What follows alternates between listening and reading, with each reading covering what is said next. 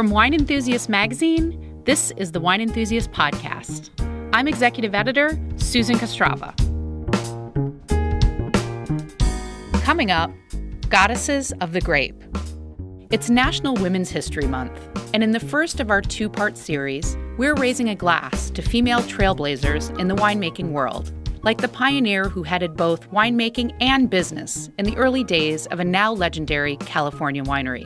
I always hired whoever I thought was best for the job, and that brought many women into my realm. Plus, getting up close and personal with the first Black female vintner in South Africa. Starting my own company was that it's going to help me to drive that change that I want to do in my community. And can't get enough Willamette Valley Pinot Noir? We'll hear from the Oregon native who's been helming an award-winning cellar in the region for over a decade. Women are fantastic at anything, really, but as being winemakers, and there's a lot of opportunity, especially now, for them to go out and do so. It's coming up on the Wine Enthusiast Podcast. Blue Apron, the meal kit masters, now have an incredible wine club, too. A recent reviewer wrote, Blue Apron's concept is win-win.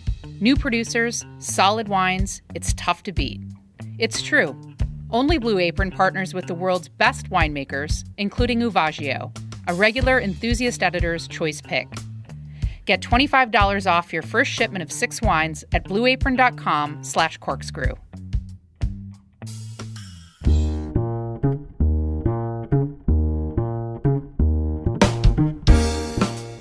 Years ago, Zelma Long set out on a road less traveled. Ditching her original plans to become a dietitian, Long signed up for a master's degree in enology and viticulture at the esteemed University of California, Davis. She was the second woman in the United States ever to do so. Fast forward to today, and women comprise more than half of UC Davis students earning wine degrees. Meanwhile, Zelma Long is still blazing trails all over the world. Not only is she a winemaker in California and South Africa, she consults with wineries everywhere from Germany and France to Israel and Argentina. Her wine wizardry has earned her many awards, including James Beard Wine Professional of the Year. The globe-trotting pioneer recently spoke with managing editor Lauren Buzzio. I had gone back to school at UC Davis to study enology and viticulture, and just before I was headed back in the fall of 1970, Mike Gergich called me and asked if I wanted to work at Robert Mondavi Winery as an intern. And I thought, absolutely. It's interesting that you bring up Mike Gergich and your time at Robert Mondavi, and that he first hired you as a harvest intern. He's been quoted as saying that she learned so fast from every source, me, other winemakers, books, magazines, that she was soon qualified for not just one job, but 3 positions: winemaker, wine chemist, and microbiologist.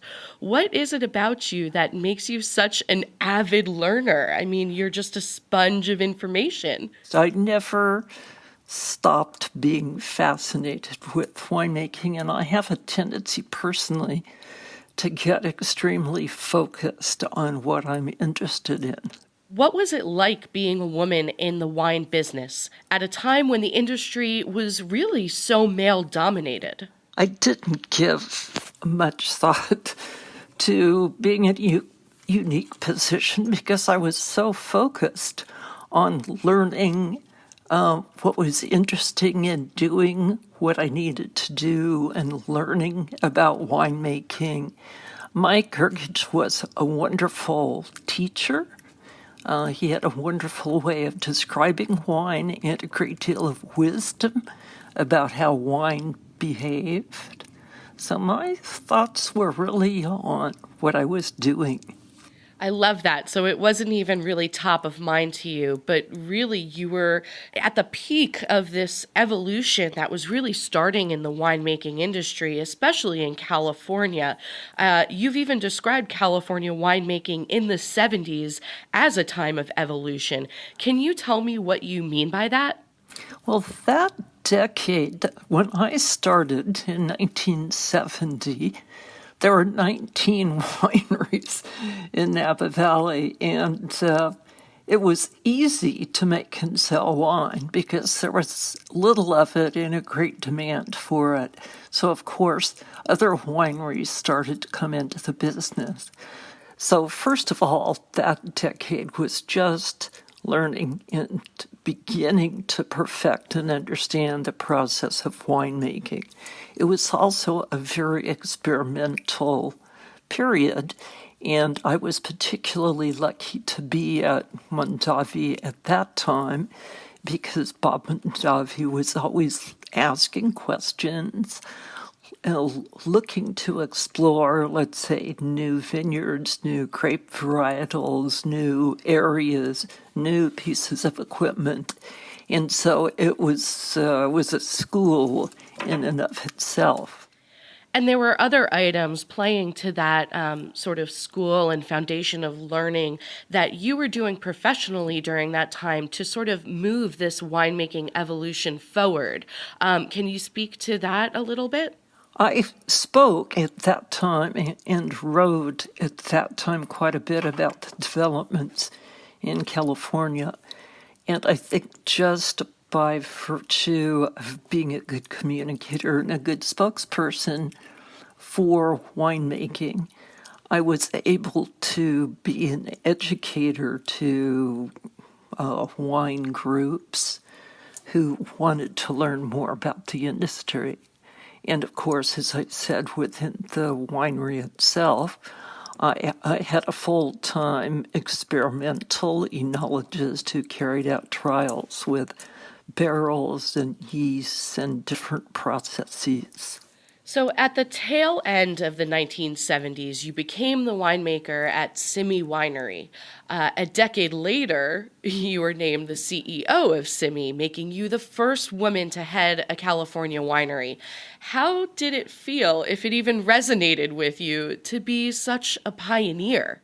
It's an interesting question, but the answer is very similar to the one you asked earlier, and that was when I became CEO, I was really focused on doing a good job as CEO.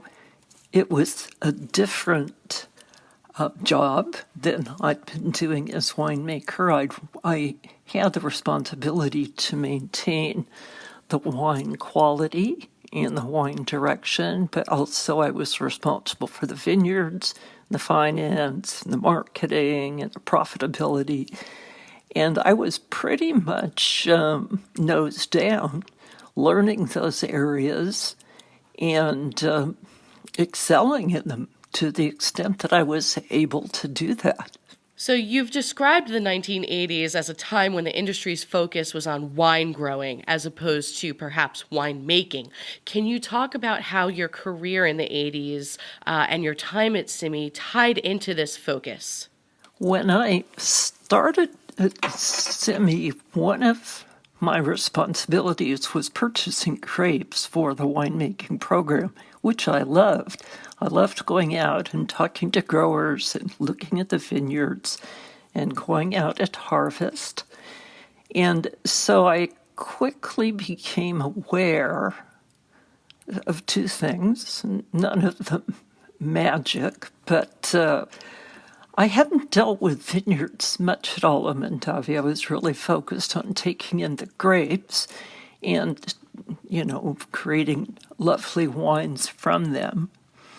But I could see that there was a tremendous amount to be learned in the vineyard about how you make vineyard decisions and how that ties in to the wines. The questions were what clones, what plant material source, what rootstock, how do you lay out a vineyard, and then what kind of trellis and what row direction.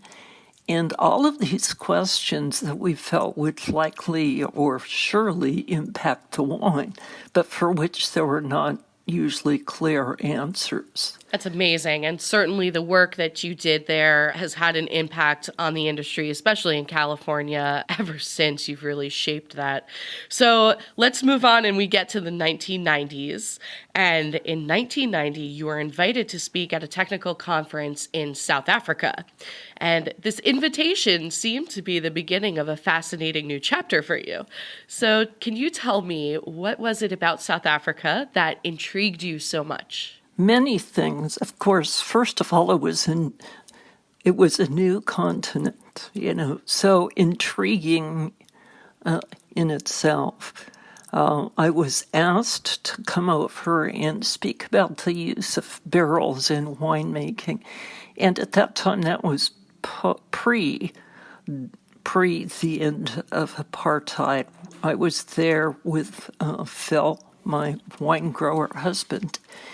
So between what we considered a climate that could produce great wines in soils that were completely intriguing, and the fact that some of the wines we tasted already were very fine, we thought this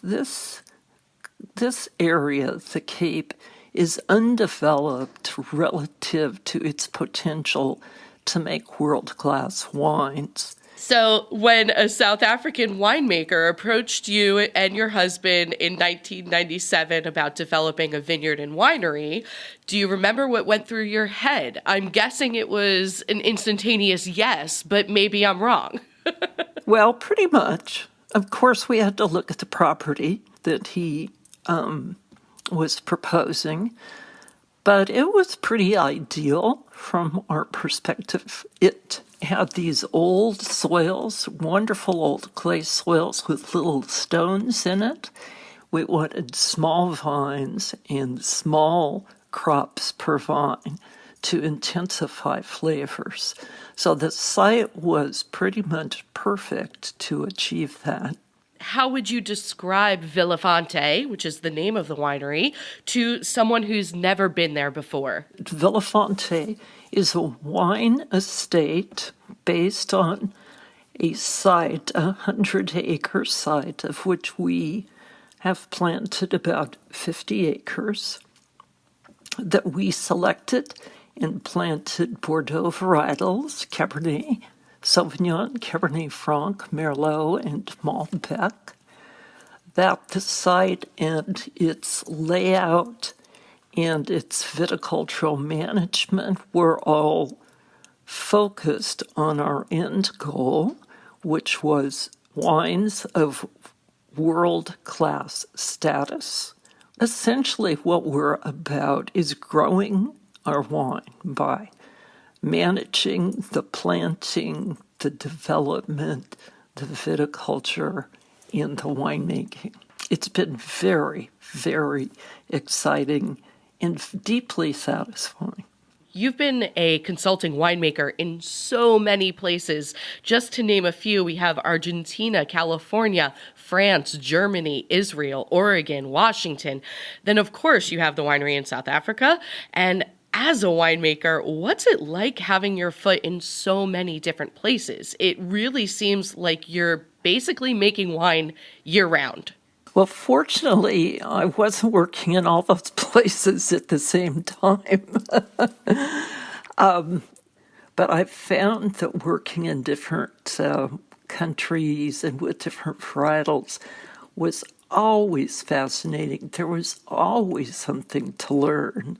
There was always a new perspective. And I think it certainly made me a better winemaker with a bigger perspective. I've read about you and respected you and known your name for many, many years. And I want to speak to your role as a mentor to so many other women in the industry.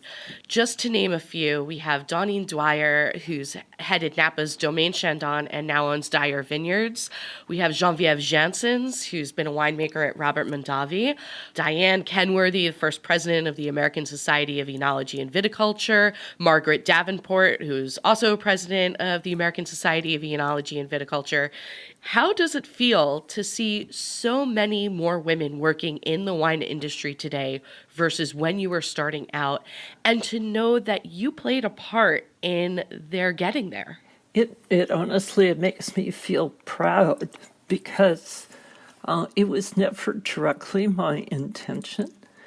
But likewise, I always hired whoever I thought was best for the job that I was hiring for, and that brought many women into my realm. And I also enjoyed supporting women, even if they weren't working for me. It's great to see so many women in the wine industry, and it's also great to see them having their own businesses.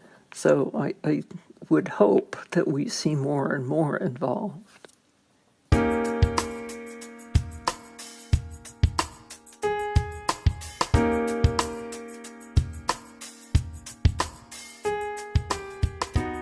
You can learn more about Zelma Long and check out her TED Talk on Sonoma County wines by visiting our website, winemag.com/podcast.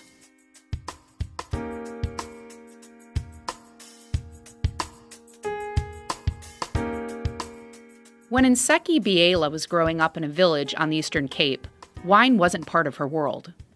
Where she lived, the most popular alcoholic libations were liquor and homebrewed beer. Biela had never even seen a grapevine. But then, in 1999, everything changed. South African Airways had created a wine scholarship to increase diversity in the country's burgeoning wine industry. Biela won the scholarship, and next thing she knew, she was on her way to a degree in viticulture and enology. She says her very first taste of wine was, quote, horrible, but before long, she was making history as South Africa's first Black female winemaker.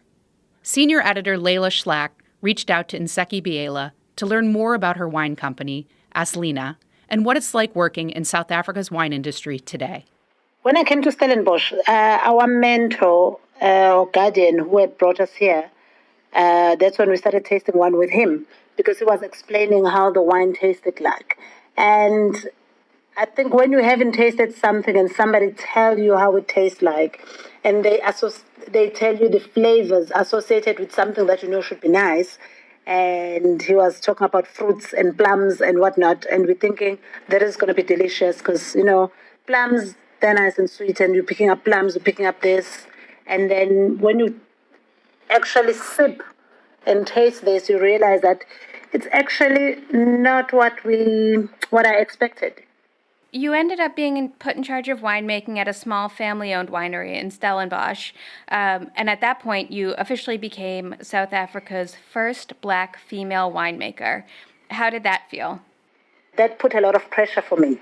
And there was a point I sat down with Dave Lelo, who's the owner of Cellar, and I said, I can't do this. This is just so difficult. People are going to expect me to be perfect. And he goes, no, live your life to the best of your ability. And I was like, also, I don't have to. It's like, no, you don't have to do anything. You just do what you want to do, the way you want to do it.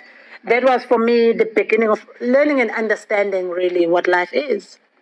So as I grew and I understand that I had to focus on what I enjoy and love. It came with a title, but yes. So did that kind of help you develop your own voice and your own sensibility as a winemaker? Like, was that really when you were able to say, okay, this is the style I want to make. This is, I'm making the wines that I like now. What made me be able to make the wines the way I wanted to make them was it's because it's a small winery. Okay, it's a small winery, and the owner said, Dave Lelo was like, you know what, this is your cellar. You are the winemaker. You're going to make the wine.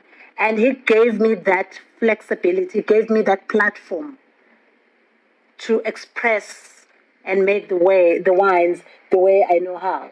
It was that support from him and that understanding that he was saying, you know what, you started this, you know it, so let me leave you to it, but I'm here if you need help. That makes sense, right? You don't want to let him down. Exactly. I didn't want to let him down. It's like, oh my word, did he just trusted me, He represented a leader because he wasn't managing me as, to say, okay, no, don't do this, do it like, no. It's like, you come to me when you need help. And as I read about how leaders lead people, help them to grow. That was what actually he represented to me. And since then, do you feel like there's been a lot more Black winemakers and women winemakers joining the scene in South Africa? Yes, no, there's been a lot of winemakers joining, women, Black people getting into the wine industry and understand and trying to learn, to learn and grow. Yes. Do you feel like you're a part of that? Do you feel like you helped pave the way for them? Or do you think it's just kind of a natural progress? Well, maybe it's both. Because some people, like one of the ladies, she's now a CEO at Vintner. I remember she said to me, you were the reason I got excited about the wine industry and whatnot. And I was like, I got puzzled because I didn't know when and how. And, so, but when she explained where she saw me for the first time and what I was doing and what happened, and I was like, oh, okay. So I think it's both. So going back to 2009, your Cabernet Sauvignon won South Africa's Winemaker of the Year award. How did you feel when you found out that you had won this award? It was amazing. The feeling was great. And I remember that evening. When everyone came, I was like, guys, I'm in the final. I'm one of the finalists. And this is a party because everyone who's the finalist, you're all winners. So when I found out that I had won, it's like you get up there, you're not even prepared with a speech because you had no idea. But it was a great feeling. And why did you decide to start your own label? Well, since I think when I was a student, I knew that at some point I'm going to start my own company. At that moment, I wasn't sure. I didn't know that it was going to be a wine brand, but I knew that I'm going to start my own company at some point. And when I started working as a winemaker, and I was like, it looks like this is where I'm going to go. So it was sort of I'm going to call it a natural progression. But at the same time, the reason behind it was I needed something that's going to help me to drive the change that I want to see within my community. And starting my own company was that. It's going to help me to drive that change that I want to do in my community. Are you seeing that change happening? Are you seeing wine become a bigger part of the community, your community in South Africa? It is. The wine community is growing in South Africa. Black people are consuming wine and are learning about wine. So it is. There is a big change happening. How did you come up with the name Aslina? That is my grandmother's name. She tasted my wine when the first one that won a gold medal when I was in Stellekaya. That moment for me was amazing.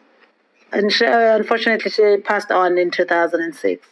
Do you have any sort of overarching message for other women in South Africa who, want to get into winemaking and want to, like you are, be kind of hands-on involved in the process from beginning to end?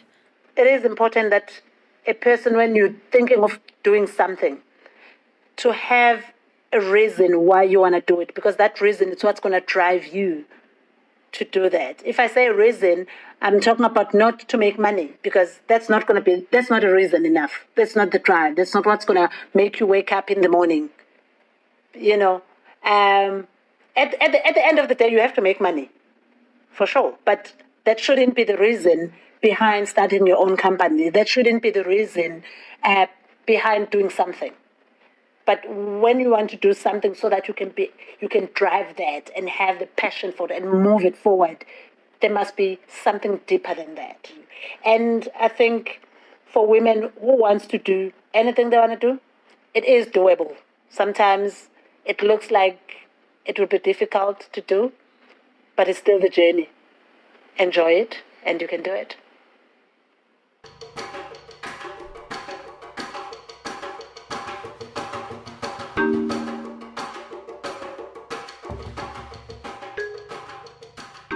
You can read more about Nseki Biela and Aslina by visiting our website, winemag.com/podcast.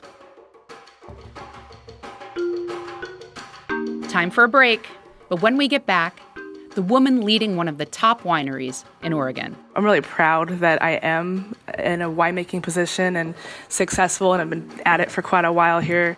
It's coming up on the Wine Enthusiast Podcast. Blue Apron Wine. When it comes to wine clubs, Blue Apron has the best wines at the best price.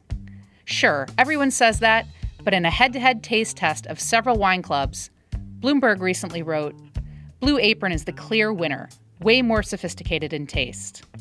Highland Estates in Oregon, Mathiasen in Napa, Mount Beautiful in New Zealand. Only the best vineyards and winemakers make the cut for a Blue Apron wine box, and every amazing wine is just $10 per bottle. Get $25 off your first shipment at blueapron.com/corkscrew. Terms and conditions apply. All orders are handled by Blue Apron Wine, Napa, California. Welcome back to the Wine Enthusiast Podcast. I'm Susan Kostrava.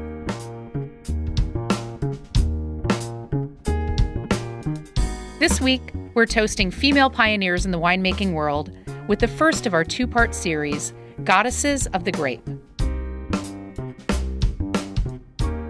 When our next guest entered the industry, it was more or less a trial by fire.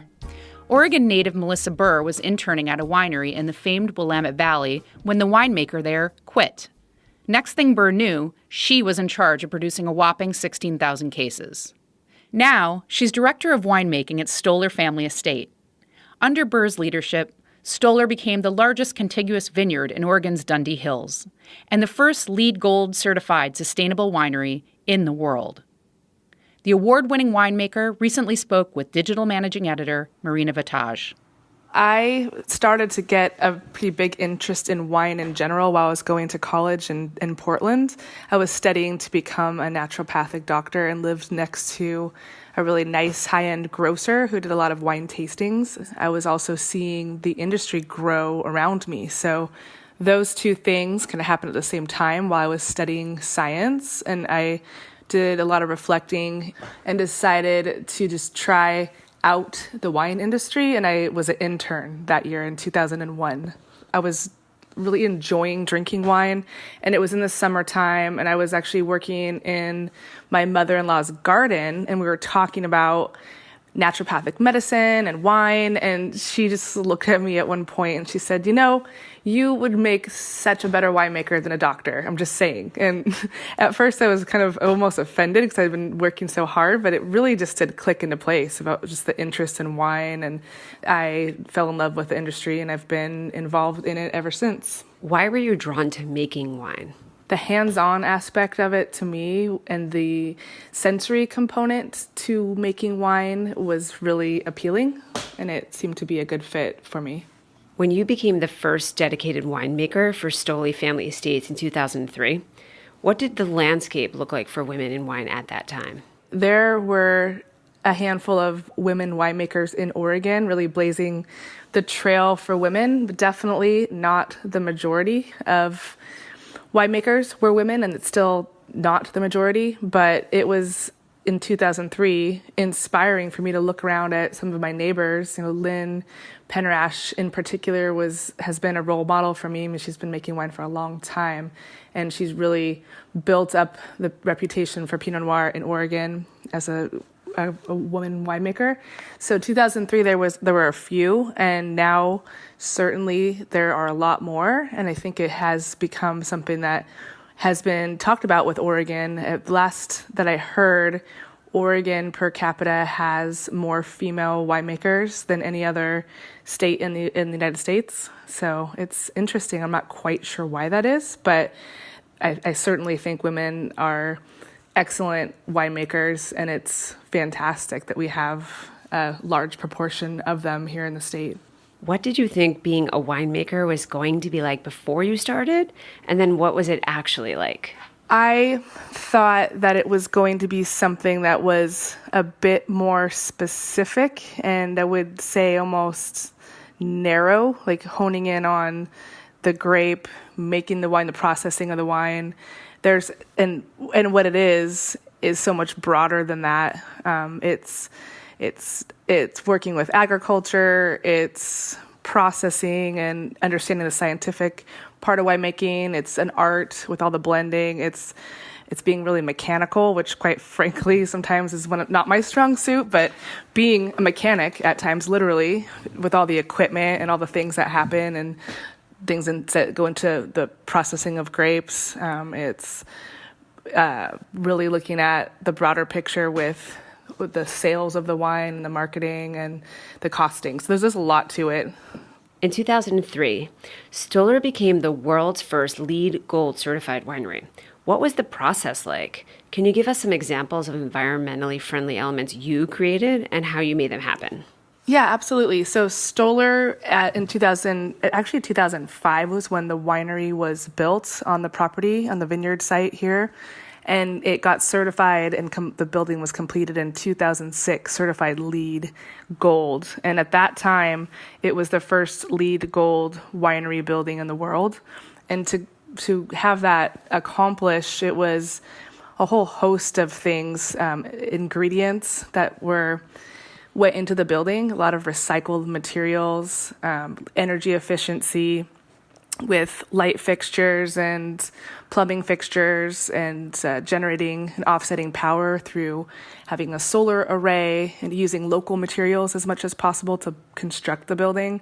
All of those things have a series of points attached to the decisions you make to go about giving yourself the certification of gold. So it was a lot of data collection, a lot of tracking the products and the ingredients that went into the building, and a lot of paperwork, really, quite frankly, to come to attain the LEED Gold certification.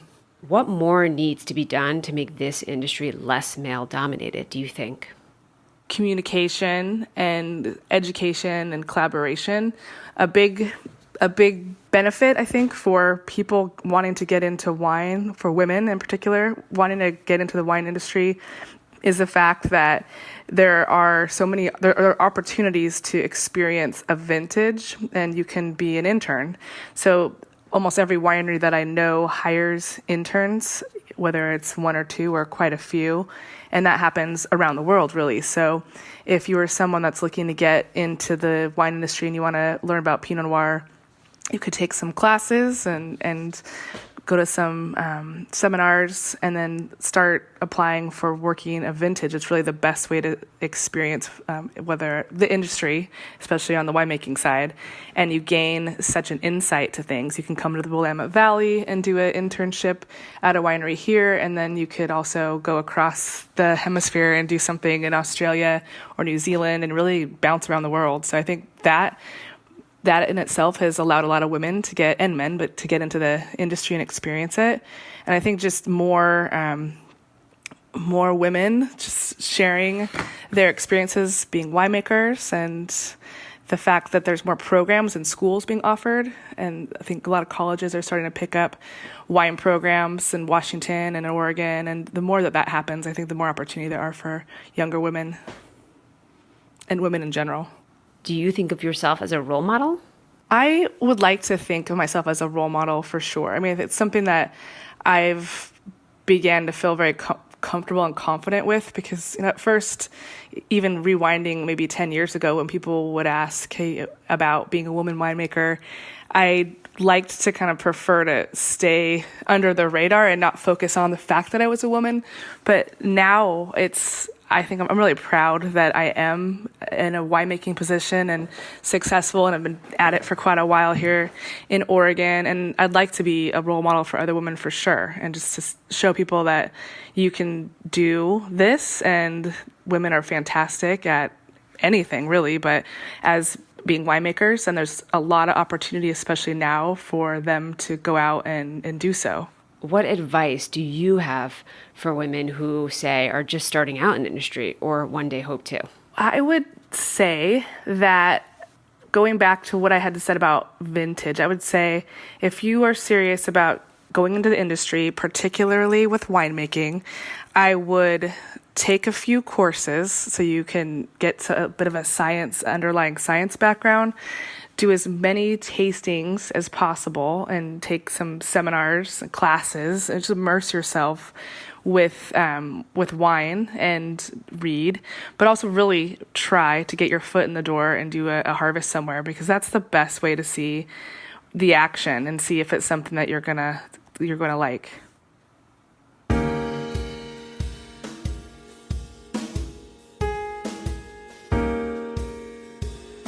You can learn more about Melissa Burr's work at Stoller and check out a cool diagram they developed to reduce energy use by visiting our website, winemag.com/podcast.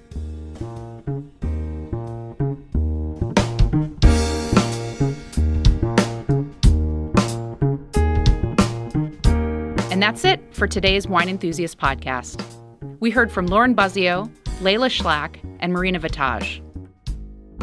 Be sure to join us next time for the second part of our series, Goddesses of the Grape. And if there are women in the winemaking world you think we should know about, please send us an email. Our address is podcast@winemag.com. Don't want to miss the latest about wine, food, beer, and spirits? Subscribe to the Wine Enthusiast podcast on Apple Podcasts, Stitcher, or wherever you get your podcasts. And please write us a review. We'd love to hear what you think. We'd also love to stay in touch. Follow Wine Enthusiast Magazine on Facebook and Twitter and use the hashtag WEPodcast. Or visit our website, winemag.com/podcast. The Wine Enthusiast podcast is produced by Shear & Shim LLC. Our executive producer is Marina Vitage. I'm Susan Kostrava. See you next time.